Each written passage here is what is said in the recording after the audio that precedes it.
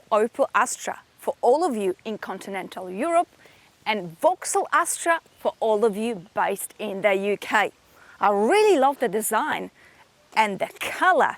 It's all very refreshing with sharp edges and these creases.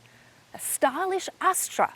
I never thought I'd ever say that about this car. Yet here we are. In this video, I'm going to look at the interior. I'm going to take this car for a drive.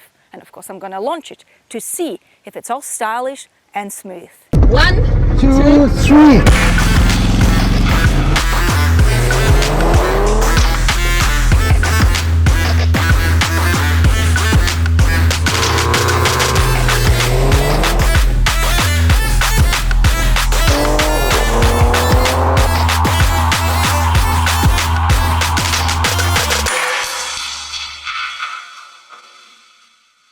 Opel claims that this car will go from 0 to 100 in 10.6 seconds. The question is, how quick will I be? So let's put you into sport mode. I think that's all I can do. Foot on the brake, foot on the throttle. Let's warm you up and off we go. Well, it is a slow journey, so not to worry, I will not exceed the speed limit. My result is I am even faster, 10.04. That's fine. The top speed is 209 kilometers an hour.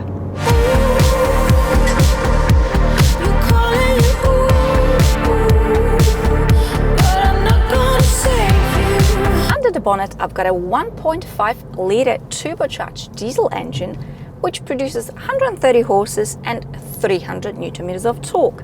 The power is being sent to the front wheel, so it's easy to drive this car.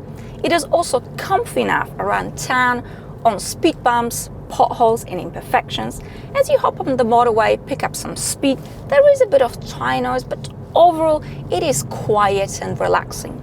And a bonus is, adaptive cruise control comes as standard in all new Astra models, except for the very basic trim. So right from the start, this is a very decent long-distance cruiser.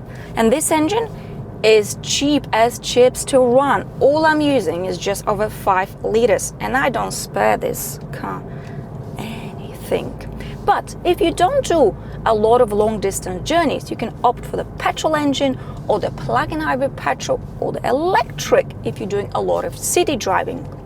I've noticed though that as electric is coming in the new Astra, diesel is already fading out. What exactly do they want to do? Do they want to replace diesel with electric? Well, I want to become the Queen of England. And I find it extremely interesting just how deluded we can become to come up with all these delightful fantasies of ours. What do you think?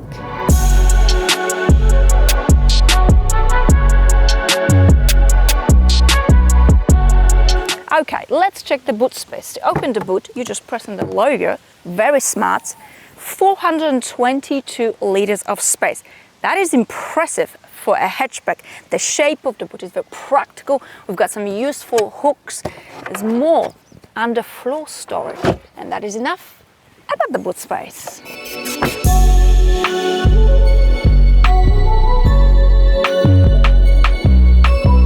Being a passenger in the new Astra, it is actually surprisingly very good for a hatchback. I've got plenty of room for my knees, good headroom, middle seat. Well, that's pushing it. You can still put a child here, but that's about it.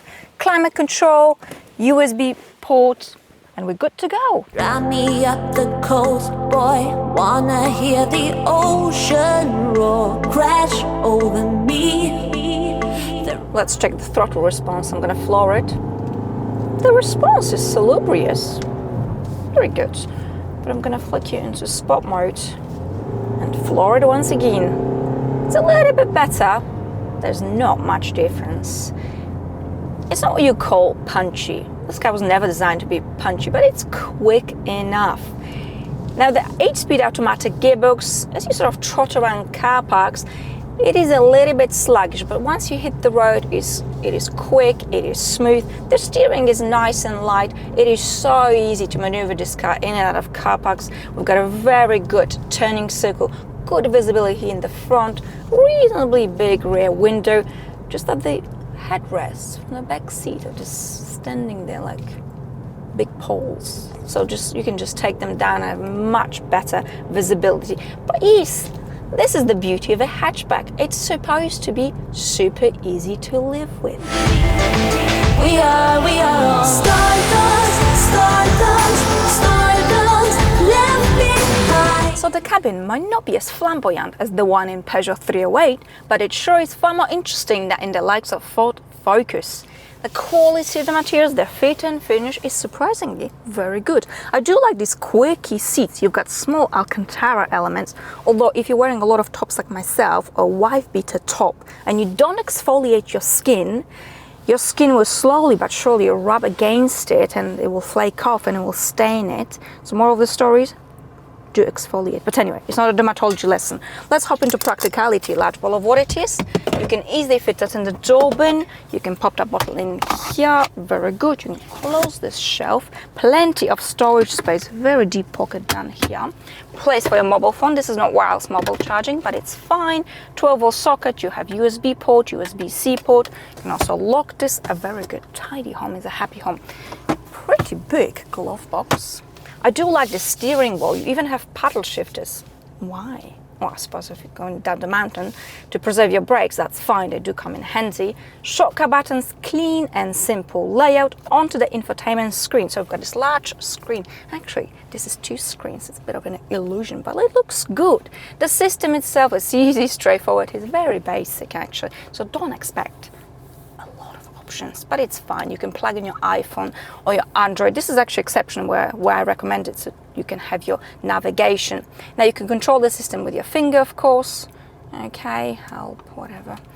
Very basic. But you also have very useful shortcut buttons, so seat heating, steering wheel heating, very good. Go back home. You also have climate control here, all the physical buttons. They're not distracting, very simple. I like it and they look good. What else do we have here? Oh, we have a storage for your sunglasses. Very useful. Overall, the cabin is simple, it is cool, and it suits the character of this car perfectly.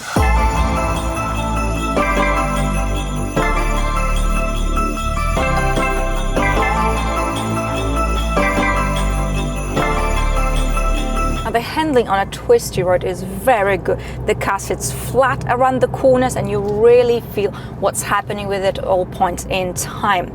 Now, if the steering was sharper, it would be just as sporty as the Ford Focus. But I'm not talking about the Ford Focus RS, because that is a different kettle of fish altogether. Sorry, the new Astra. Boy, oh boy, we have come a very long way. Do you remember the previous generations of Astra? My God, they were boring.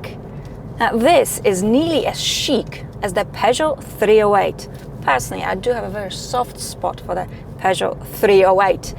And both brands, by the way, Peugeot and Opel, belong to the same group now, Stellantis. So it's nice to see great things coming out of this merger, and it's refreshing to see that not just the Koreans are resting on their laurels. Now the new Astra is stylish, it is cool, with great fuel economy and plenty of practicality.